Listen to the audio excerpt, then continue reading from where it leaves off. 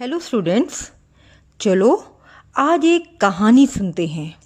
ये कहानी है किसान और उसके 4 पुत्रों की। किसी गांव में एक किसान रहता था। किसान के 4 पुत्र थे। किसान बहुत ही मेहनती था, लेकिन परेशानी ये थी कि किसान के सभी पुत्रों की आपस में बिल्कुल भी नहीं बनती थी। किसान के पुत्र छोटी छोटी बात पर आपस में लड़ते झगड़ते रहते थे। पुत्रों के इस झगड़े को लेकर किसान बहुत परेशान रहता था। किसान ने कई बार अपने पुत्रों को इस बात के लिए समझाने का प्रयास किया, लेकिन किसान की बातों का चारों भाइयों पर कोई असर नहीं होता था। बच्चों, इस कहानी को सुनाने में मुझे बिल्कुल मज़ा नहीं आ रहा। कहानी सुनाते समय मुझे कुछ अटपटा सा लग रहा है। क्या आप बता सकते हैं क्यों? बिल्कुल सही पहचाना। यहाँ पर बार बार किसान शब्द रिपीट हो रहा है।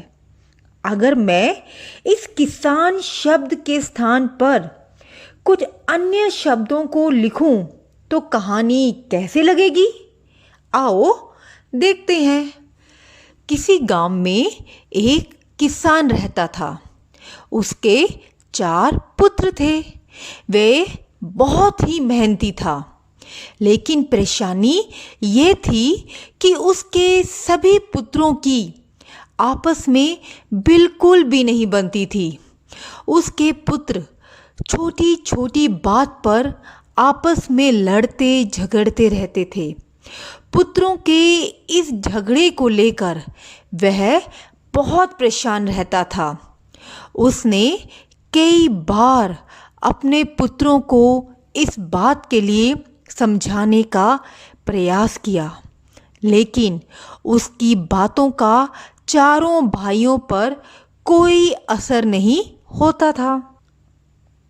कुछ समझे बच्चों?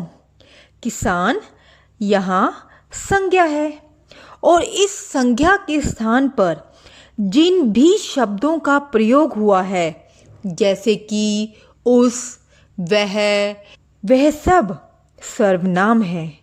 तो हम कह सकते हैं कि संज्ञा के स्थान पर प्रयोग होने वाले शब्द को सर्वनाम कहते हैं।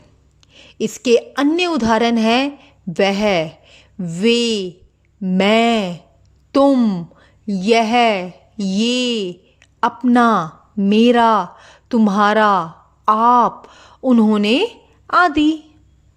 अब आपके लिए एक होमवर्क है। आपने इस गद्यांश में से सर्वनाम शब्दों को रेखांकित करना है। उम्मीद है इस गृह कार्य को करते समय आप सबको सर्वनाम अच्छी तरह समझ आ जाएगा। धन्यवाद।